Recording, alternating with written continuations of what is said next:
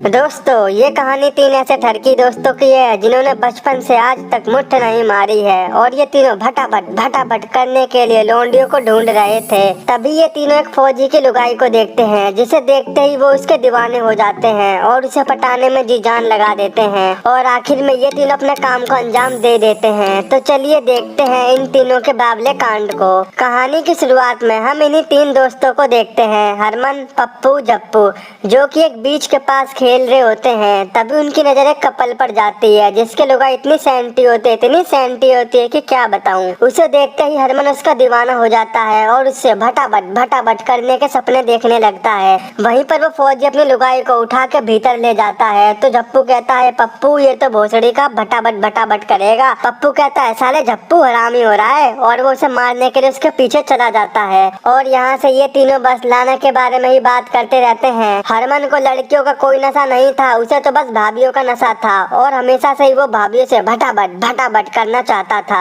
एक दिन हरमन लाना को देखता है जो कि अपने पति को गुड बाय बोलने आई थी क्योंकि उसका पति वर्ल्ड वॉर 2 में लड़ने जा रहा था। ये देखकर हरमन की ठरक और बढ़ जाती है क्योंकि लाना अब अकेली थी और उसके पास लाना से भटाभट करने का यही रास्ता था। अब हम हरमन, पप्पू, जप्पू को देखते हैं जिनकी तरफ बढ़ती जा रही थी। उन्हें अब किसी भी हालत में काली गुफाओं के दर्शन करने थे, लेकिन इन भोसड़ी वालों ने आज तक ढंग से मुट्ठ नहीं मारी थी तो ये तितली का चमगादड़ कैसे बनाते।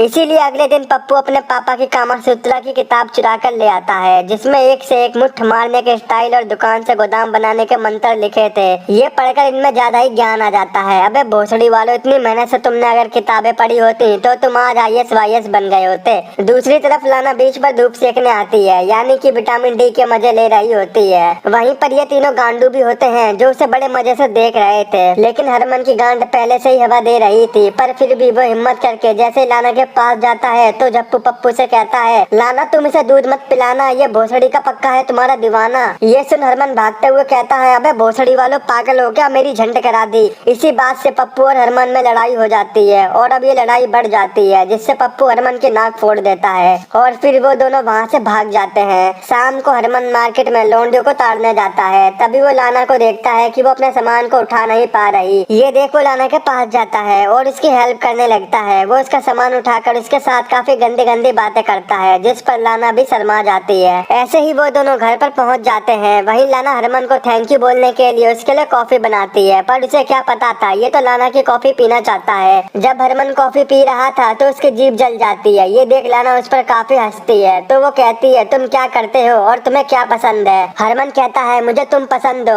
और मुझे ढोल बजाना भी बहुत पसंद है, बजा के दिखाऊं। तो लाना कहती है, अभी नहीं, कभी और। वहाँ से बाहर आने पर पप्पू और जप्पू उसे लाना के घर से आते हुए देख लेते हैं तो वो कहते हैं, भोसड़ी के मजे लेके आ रहा है। तो हरमन कहता है, कहाँ यार, अपनी तो किस्मत ही खराब है। तो इस पर पप्पू कहता है, कोई बात नहीं, आज तीनों भाई मूवी देखने चलेंगे। रात को ये तीनों मूवी देखने जाते हैं। तभी पप्पू तीन लौंडियों को देखता है तो उन्हें देखकर वो उनके पास जाता है। पप्पू लारा नाम की लौंडिया से कहता है, क्या तुम मेरे साथ मूवी देखोगी, क्योंकि तुम भी तीन हो और हम भी तीन हैं। जिस पर वो हाँ कर देती है। इसके बाद पप्पू हरमन और जप्पू को उनसे मिलवाता है। हरमन तो उससे मिल लेता है लेकिन जप्पू की गांड फट जाती है और वो वहाँ से भाग जाता है। अब ये चारों ही मूवी देखने के लिए लाइन में लग जाते हैं। तभी वहाँ पर लाना आती है। वो हरमन को कल अपने घर पर किसी काम से बुलाती है। अब ये काम कौन सा है वो तो हमें कल ही पता चलेगा। इसके बाद मूवी देखते समय पप्पू लारा की चुम्मी लेने की बहुत कोशिश करता है पर लारा उसे घंटा भाव नहीं देती। वहीं वो दो छोटी वाली लौंडिया खुद हरमन को पिपला रही थी, ओ बेटे हमारी जिंदगी भी ऐसी बना दो यार। अगले दिन हरमन चॉकलेट वाला परफ्यूम लगाकर लाना के घर पर आता है, लेकिन वहाँ जाते ही लाना हरमन से अपने घर का काम करवाने लगती है। उसे लग रहा था आज तो मैं लाना से भटाभट करूंगा, पर ऐसा कुछ भी नहीं हो पाता।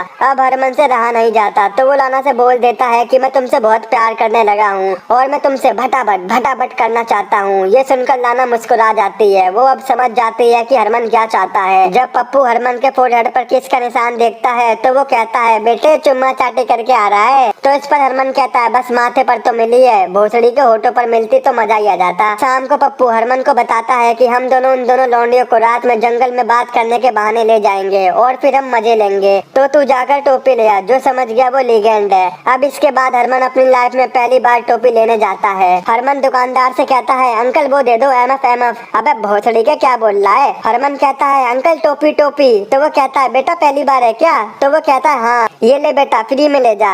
अंकल चॉकलेट वाला ना? नहीं बेटा, स्ट्रॉबेरी वाला है। अरे कोई नहीं अंकल, सब चलेगा। फिर उसी रात पप्पू हरमन से टोपी लेकर लारा से जंगल में भटाभट करने चला जाता है और वहीं हरमन उसके फ्रेंड के साथ बैठकर उससे बातें कर रहा होता है। तभी पप्पू फिर से हरमन के पास आता है। वो कहता है, भोसड़ी के कौन सी टोपी लाया था, ये तो फट गई, ला दूसरी दे। और वो फिर से जंगल में चला जाता है। इधर उस लड़की को कुछ भी नहीं पता होता कि उसकी फ्रेंड क्या कर रही है, तो इसीलिए वो हरमन से बोलती है, ये दोनों जंगल में जाकर कौन सा गेम खेल रहे हैं, मैं भी तो देखूं। जब वो उन दोनों को देखती है तो वो घबरा कर वहाँ से भाग जाती है। अगली सुबह हरमन फिर से लाना के घर जाता है, जहाँ पर वो अपने पति को लेटर लिख रही थी। वहीं पर हरमन उससे पूछता है कि आज रात को मैं तुम्हारे घर आ जाऊं तो तुम्हें कोई दिक्कत? जिस पर लाना कहती है, नहीं, बल्कि मुझे तो खुशी होगी, तुम मेरे घर आओगे। फिर शाम को हरमन सेंटी से बनकर लाना के घर जा ही रहा होता है, तभी उसे पप्पू मिलता है। वो हरमन को बताता है, यार मेरा ब्रेकअप हो गया है और वो मुझे छोड़कर शहर चली गई है। लेकिन हरमन उसे घंटा भाव नहीं देता, क्योंकि आज वो बहुत ही बड़ा काम करने जा रहा था।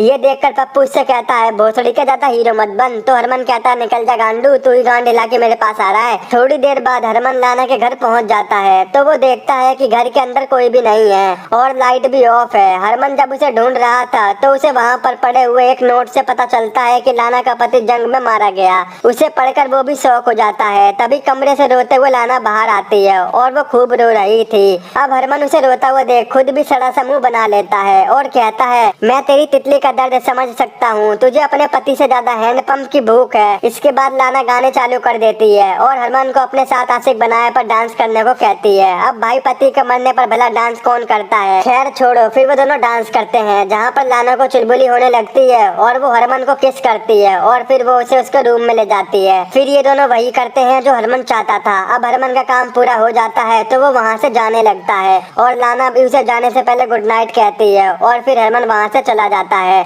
और ये रात हरमन की आखिरी रात थी। इसके बाद वो उसे कभी नहीं मिली, जिससे हरमन काफी दुखी और परेशान था। तभी वहाँ पर पप्पू आता है और वो दोनों आपस में बात करके अपने झगड़े को खत्म करते हैं और फिर ये दोस्त बन जाते हैं। इसके बाद हरमन वहाँ से उठकर एक बार फिर से लाना के घर जाने की सोचता है। वहाँ से जाते जाते वो हरमन के लिए एक नोट भी छोड़कर जाती है, जिस पर हरमन का नाम लिखा था। फिर हरमन उस नोट को लेकर नीचे बैठकर पढ़ने लगता है, जिस पर लिखा था, मुझे ये गाँव छोड़कर अपने घर जाना पड़ रहा है क्योंकि अब यहाँ मेरा कोई भी नहीं है। और वो ये भी लिखती है कि हमारे बीच जो कुछ भी हुआ था वो तुम गलत मत समझना, वो हम दोनों भावनाओं में बह गए थे और मैं हमेशा तुम्हें याद रखूंगी और तुम भी मुझे याद रखना। अब ये सब पढ़कर वो लाना को और भी ज्यादा मिस करने लगा था और यहाँ से वो एक सख्त लौंडा बन जाता है और यहीं पर इस मूवी का एंड हो जाता है। तो दोस्तों, कैसी लगी आपको ये मूवी, कमेंट करके जरूर बताना। अगर आपको ये मूवी देखनी है तो अभी हमारे टेलीग्राम के चैनल पर ज्वाइन हो जाओ, लिंक नीचे डिस्क्रिप्शन बॉक्स में मिल जाएगा। और हाँ, चैनल को सब्सक्राइब, वीडियो को लाइक और शेयर करना मत भूलना। तो मिलते हैं आपसे ऐसी नेक्स्ट वीडियो में।